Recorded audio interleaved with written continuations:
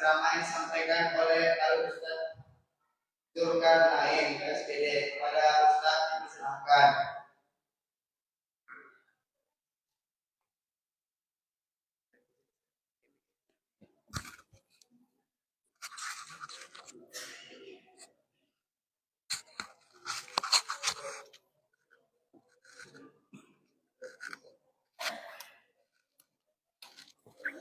Bismillahirrahmanirrahim. Assalamualaikum warahmatullahi wabarakatuh.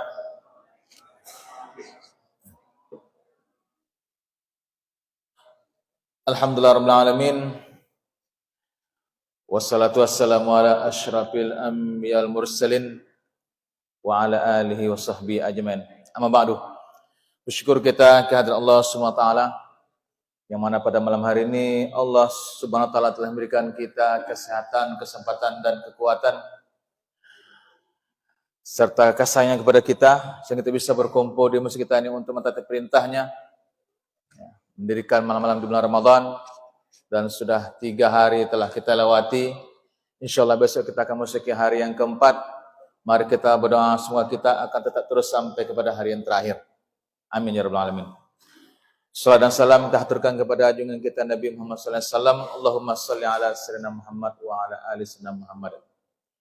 Baiklah Bapak Ibu sekalian, izinkan saya makan sedikit santai Ramadan, yaitu dengan judul 5 perkara pengundang bencana.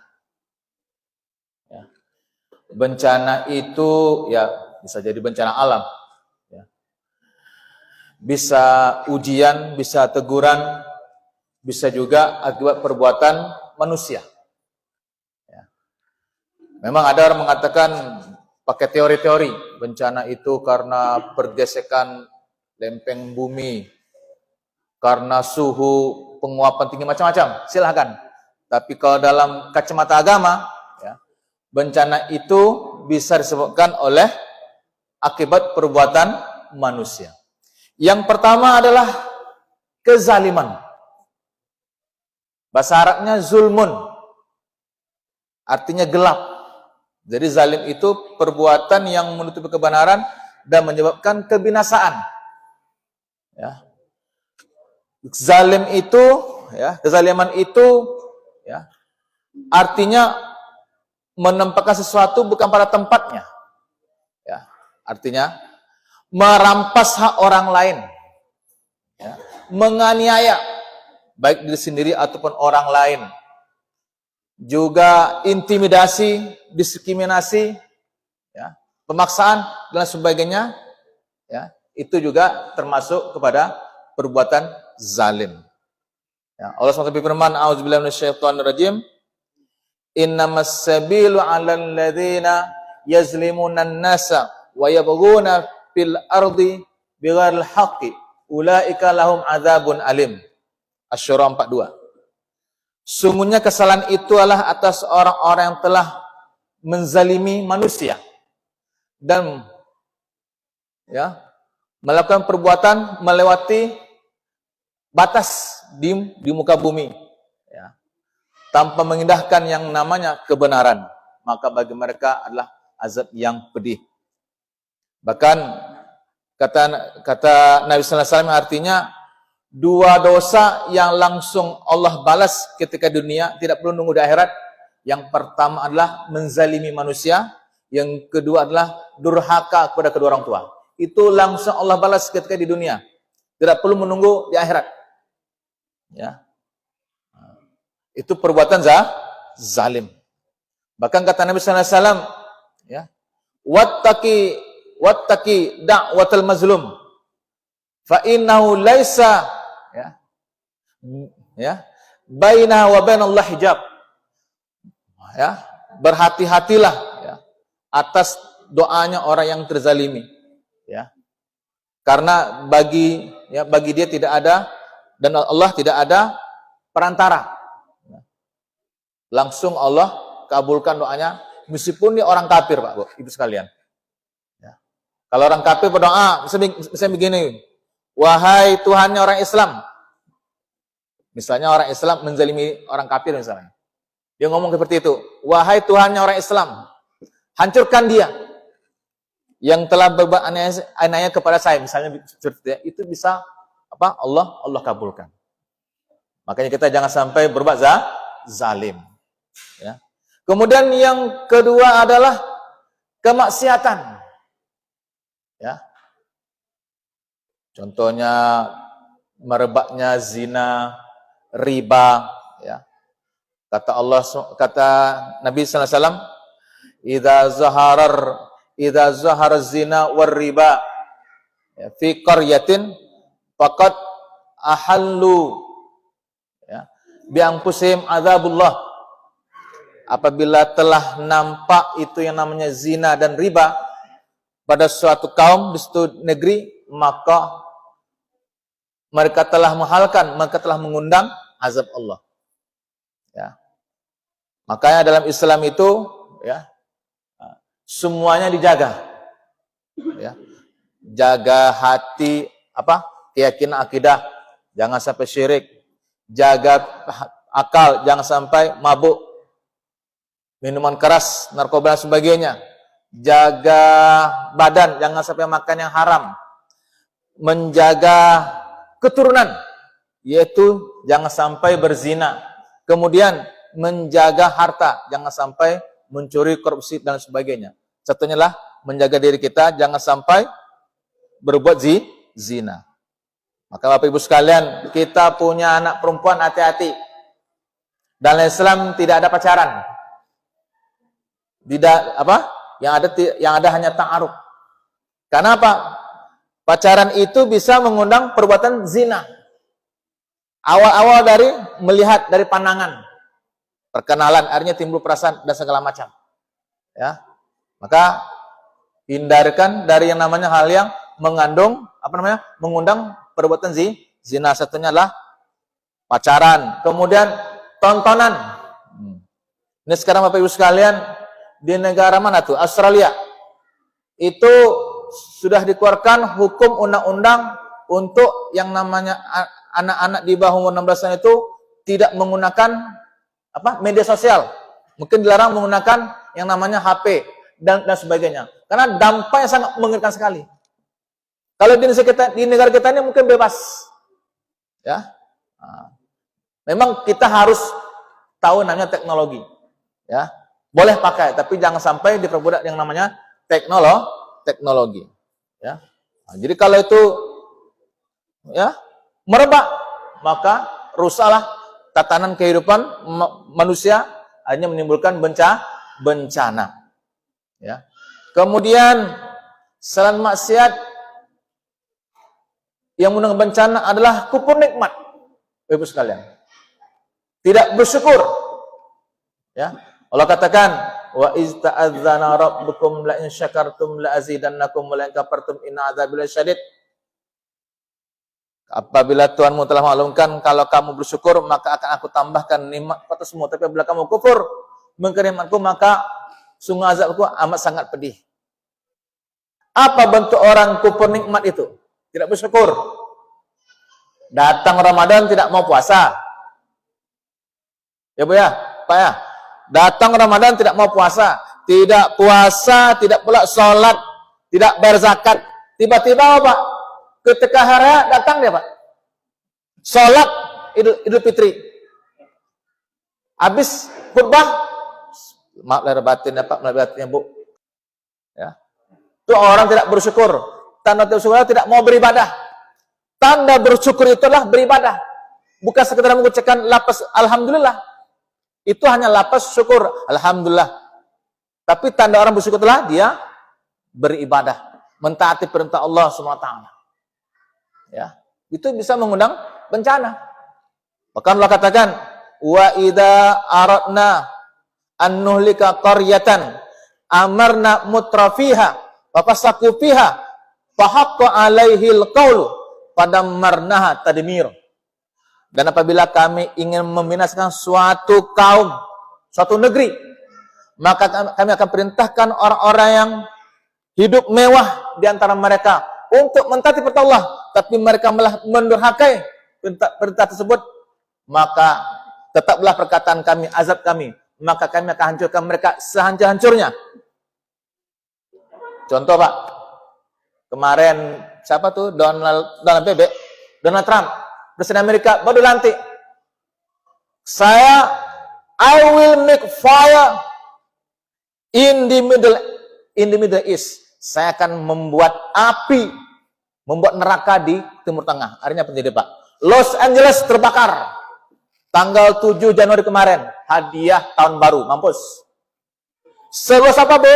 Seluas Gaza. Gaza yang Palestina yang dihancurkan Israel. Seluas itu pula lah Los Angeles itu terbakar. Ya. Sebelum itu kejadiannya apa, Pak? Artis itu ngumpul. Ngumpul, dia bikin pertanyaan. Nah, siapa yang paling berkuasa di sini? Yang ini. Dikatakannya there is no God. Pakai bahasa Inggris. Di sini tidak ada Tuhan. Inilah kota tidak bertuhan. Apa yang terjadi setelah kejadian itu? Langsung terjadi kebakaran. Bahkan Pak dinampakkan tuh dalam video tuh, itu api turun dari langit. Dan lokasi tempat acara artis itu hangus terbakar. Bahkan ada Pak seorang artis aktor, saya pernah nonton filmnya Pak, namanya Tom Hanks. Dia itu simpati dengan orang Palestina, Pak, dia Kristen. Rumah dia Pak ketika terbakar itu Bu, itu tidak sedikit pun tersentuh api, tapi rumah tetangga dia hangus semua terbakar. Tuh hati-hati. Ya. Kalau sudah zalim, meskipun hanya perkataan. Orang kafir itu, apalagi orang Islam. Apalagi Pak yang celaka Pak. Nah nih tambah lagi, ya. Rusaknya moral dan etika. Ya, itu yang keempat. Kemarin apa Pak, Bu? Berita apa, Bu? Dengar. Laut dikapling. Kan gila tuh. Laut dikapling, dikasih pula sertifikat. Itu kan kezaliman itu. Itu terjadi di Indonesia ini. Laut dikapling. Besok langit dikapling. Ya, itu apa, Bu? Sampai dipasang pagar bambu sepanjang 3 km itu di daerah Banten. Dekat dengan Jakarta. Ya, itu kan suatu perbuatan zalim, merusak. Maka kata Allah, zaharul fasadu fil barri wal bahri bima kasab adin nas lidziqam ba'dal ladzi amilu la'alam yarji'un. Telah nampak kerusakan itu di darat dan di laut dikarenakan ulah tangan manusia. Maka Allah ya merasakan azabnya kepada mereka agar mereka kembali. Laut dikapling, dikasih sertifikat. Artinya apa? Ketangkap kemarin. Ya. Apalagi Pak yang kemarin nih, yang baru apa nih Bu? Baru berita. Itu juga termasuk kezaliman. Pertamina. Rugi negara berapa Pak, Bu? 197 triliun. Bahkan Bapak Ibu sekalian, direktur Pertamina itu digaji sebulan 1,8 miliar. Mengalahkan gaji presiden. Kenapa? Itu tadi, salah satunya penyebab kehancuran itulah serakah. Haus. Seharusnya gaji kecil itu dia korupsi. Ini enggak. Sudah gaji besar malah korupsi. Itu namanya serakah. Kata seorang tokoh, bumi ini sanggup untuk memenuhi kebutuhan manusia. Tapi bumi ini tidak sanggup untuk memenuhi keserakan manusia. Apa kata Nabi? Kalaulah anak Adam itu diberikan 2 gunung emas, maka dia apa, Bu? Minta yang ketiga. Itulah serakahnya manusia itu. Ya, tidak pernah puas. Makanya inilah kita puasa nih sarana untuk menahan dari segala keangkuhan, keserakan dan lain sebagainya. Ya. Maka kata Allah Subhanahu la tufsidu wa la tufsidu fil ardi ba'da islahiha wad'u khawfan wa tama'a. Ya. Inna rahmatallahi qaribun minal muhsinin. Dan janganlah kamu berbuat kerusakan di muka bumi setelah Allah memperbaikinya. Ya. Dan berdoalah kepadanya dengan takut dan penuh harap. Sungguhnya rahmat Allah itu bersama orang-orang yang berbuat baik. Ya. Makanya apa yang terjadi Pak Ibu sekalian? Kenapa sekarang Pak Ibu sekalian apa namanya nih? Alam ini murka. Ya. Ekosistem rusak. Terjadi banjir di mana-mana. Ya, tengok dijawab kemarin Pak Ibu ya. Dijawab banjir, tanah longsor, segala macam. Dulu Bapak Ibu sekalian, tahun 2004, 20 tahun yang lalu, apa Bu? Terjadi mana Bu? Tsunami di Aceh. Dan segala macam. Kita alhamdulillah di Riau ini, ada nggak Pak tsunami di Riau ini? Ada tsunami maksiat. Itu juga bencana. Musibah. Musibah itu bukan saja orang meninggal. Memang kita disuruh mengucapkan, kalau ada orang meninggal, inna lillahi wa inna ilaihi raji'un. Wa basyyiris sabirin alladzina idza asaba musibah qalu inna lillahi wa inna ilaihi raji'un. Tapi Allah katakan, wala wanakum bi syai'in minal khaufi wal ju'i wa naqsin minal amwali wa anfusi was thamarat wa basyiris sabirin. Dan sungguh kami akan berikan kamu sedikit ya, ketakutan, kelaparan, kekurangan harta, jiwa dan buah-buahan. Itu musibah. Ya. Kalau terjadi, kata Nabi, idza zaharal ghasyu 'alal ummati ya, usibu ya, bil ju'i wal ghalai wa zulmus sultan. Apabila telah nampak yang namanya kecurangan dalam timbangan dan takaran, orang pedagang Pak di pasar curang, mengurangi timbangan, maka mereka akan ditimpakan apa yang namanya kelaparan, kesulitan ekonomi, dan zalimnya para penguasa. Jadi kita boleh aja protes sama pemerintah, mengkritik. Tapi penyebabnya itu semua, salah satunya adalah amalan dosa umat manusia ini.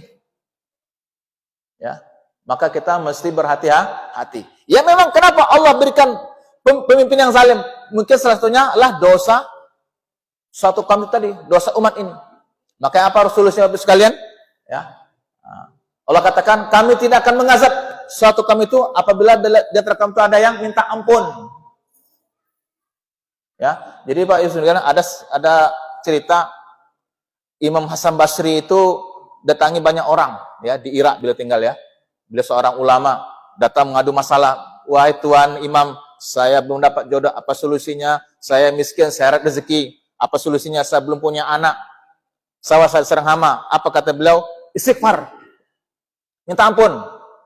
Nah, jadi seorang pemuda heran gelagat dari jawaban imam ini. Ya Tuhan, wahai Tuan Imam, begitu banyak orang menanyakan masalah kepadamu, tapi engkau jawab dengan satu jawaban, yaitu minta ampun, istighfar. Betul. Karena mengatakan bukanlah saya, tapi Allah SWT. Faqultu astaghfiru rabbakum innahu kana ghaffara yursilis sama alaikum midrara wa yumdidkum bi amwal wa banin wa yumdidkum bi amwal wa banin wa ja'alakum jannatin wa ja'alakum anhara. Nuh berkata kepada kami, kalau kamu ya minta ampun, maka Allah akan berikan hujan yang lebat. Allah akan berikan kamu banyak anak. Allah berikan kamu harta, banyak harta, menjadikan kamu kebun-kebun dan menjadikan untuk kamu sungai-sungai. Itu Pak keberkahan dari langit dan bumi. Kalau minta ampun. Jadi kalau masalah belum punya anak itu Bu, Pak, bukan karena mandul, tapi karena dosa-dosa kita. Apa solusinya Bu? Kalau kita belum punya anak Pak, mandi hari hujan. Mandi hari hujan itu solusi kalau ingin punya anak. Jangan dulu datang ke dokter. Dikit-dikit datang ke dokter, dikit-dikit datang ke dokter. Sakit dikit, bening kepala, ke dokter. Salah. Kalau sakit, minta sama Allah. Nabi ajarkan kepada kita, kalau sakit, mengadu kepada Allah. Sampai tali sandal putus pun, kita suruh mengadu kepada Allah. Ya Allah, kepalaku sakit. Ya Allah, tali sandalku putus. Begitu, baru kita berusaha datang ke dokter atau ke rumah sakit dan sebagainya.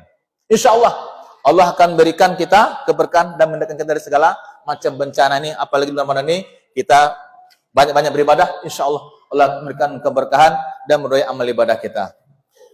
Amin ya rabbal alamin. Itu saja yang bisa sampaikan. Semoga pesampaiannya bisa kita amalkan dalam kita sehari-hari.